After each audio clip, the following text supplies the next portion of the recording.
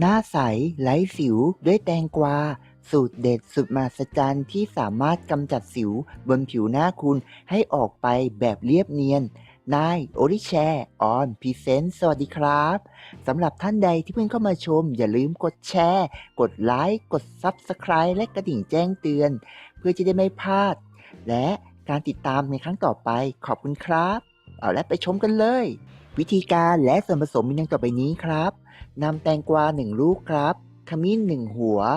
แล้วก็นมสดครับอีก1กล่องประมาณ125ซีซี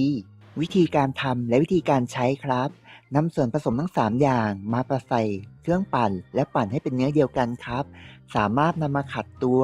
พอกหน้าขัดผิวกายได้ทุกส่วนเลยครับสามารถกำจัดปัญหาเรื่องสิวผดผื่นและริ้วรอยหรืออาการขึ้นเห่อได้ด้วยนะครับวิธีนี้เป็นวิธีแบบธรรมชาติครับ ซึ่งได้ผลดีมาก ถ้าหากคุณขัดบริเวณผิวหน้าและอยากให้สิวนั้นหายเร็วกรุณาขัดผิวแล้วก็นำมาพอกหน้าทิ้งไว้ประมาณ15นาทีแล้วล้างออกด้วยน้ำสะอาดครับทำสัปดาห์ละ3ครั้งคุณจะเห็นผลที่น่าประหลาดใจตั้งแต่สัปดาห์แรกที่คุณใช้เลยครับประโยชน์ดีแบบนี้เราแบ่งปันกันได้ครับเราเชื่ออย่างนั้นอย่าลืมนะครับถ้าท่านใดสนใจข้อมูลเพิ่มเติมอย่าลืมกลับมาเข้ามาติดตามรับชมนะครับขอบคุณมากครับ